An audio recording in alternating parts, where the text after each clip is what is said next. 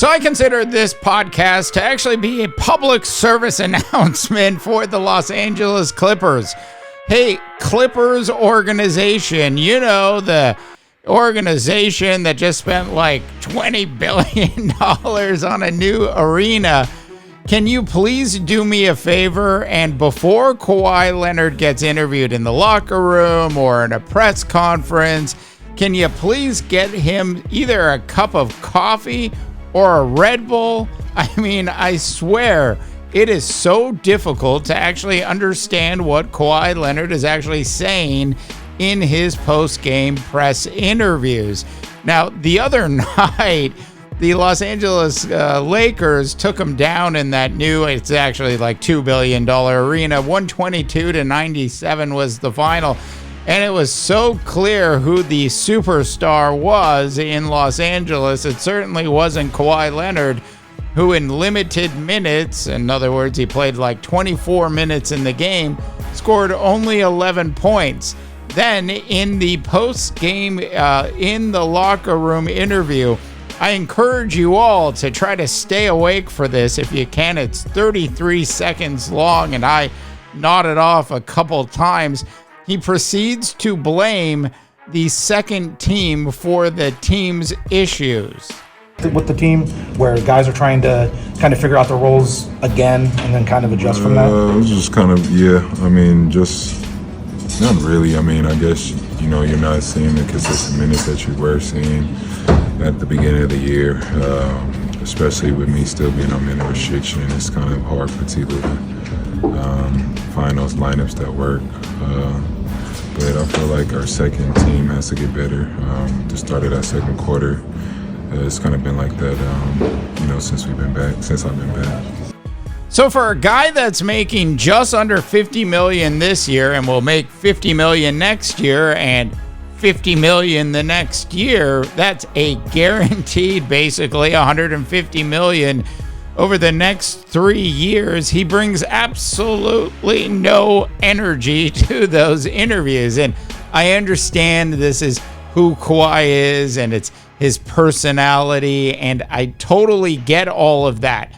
But that doesn't excuse him actually, with his monotone voice, actually calling out the second team. You have to remember, this Los Angeles Clipper team without Kawhi was actually playing pretty well. And in fact, the Clippers, even with Kawhi's sort of mediocre play so far this season, is averaging just under 16 points. They are 28-22 and are currently in 6th spot in the Western Conference. Of course, they are the ugly stepchild of the Los Angeles Lakers. Remember, the Lakers first relocated to Los Angeles, and then some 20 years later, the Clippers decided to do the same thing. And as far as LA goes, it will, of course, always be a Los Angeles Laker town, and there really isn't too much that Steve Ballmer could do. I mean, maybe he could have spent an extra $18 billion and really gave everybody their own personal bathroom stall, and it still wouldn't change the fact that the Clippers are the Clippers, the stepchild, if you will, to the Los Angeles Lakers. At the end of the day, just hearing Kawhi in these interviews sort of tells you everything you need to know about how far this Los Angeles Clipper team could go. I always thought that maybe someday a player would actually join the Los Angeles Clippers and would at least give the Clippers a lot of respect in the Los Angeles area, at least give the Clippers a fighting chance.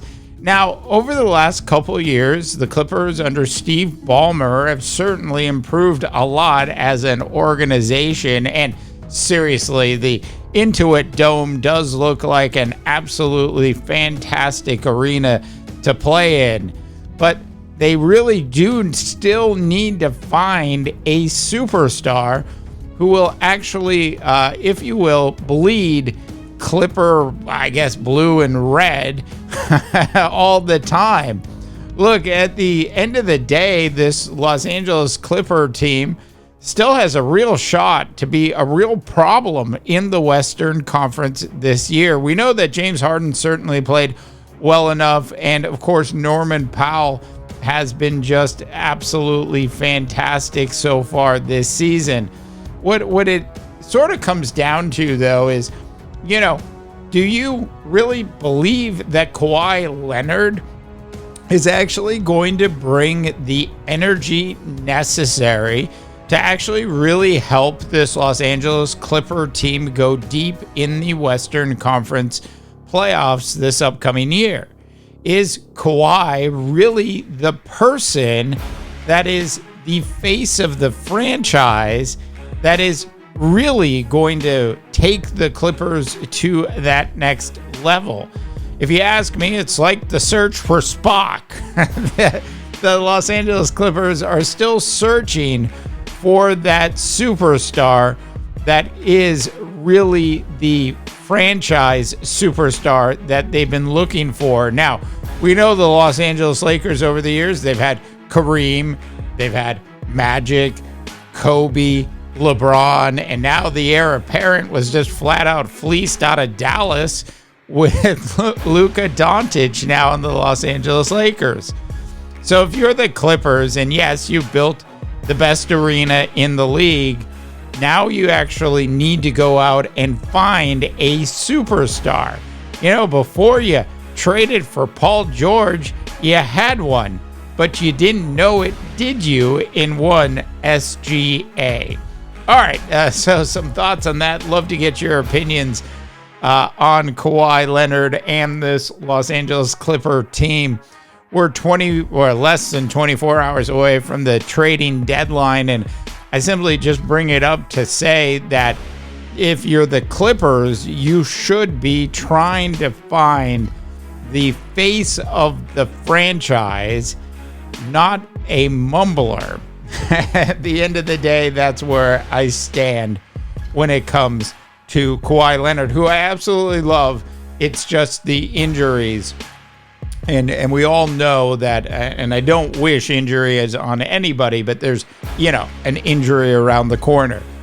For the NBA Rundown, I'm Dave DeBaugh, wishing you all a tremendous rest of your sports viewing day. I don't ever slow up, no I don't take shit. I got no love for the fakeness. If you wanna play tough and wanna hate this, I'll always show up and make a statement.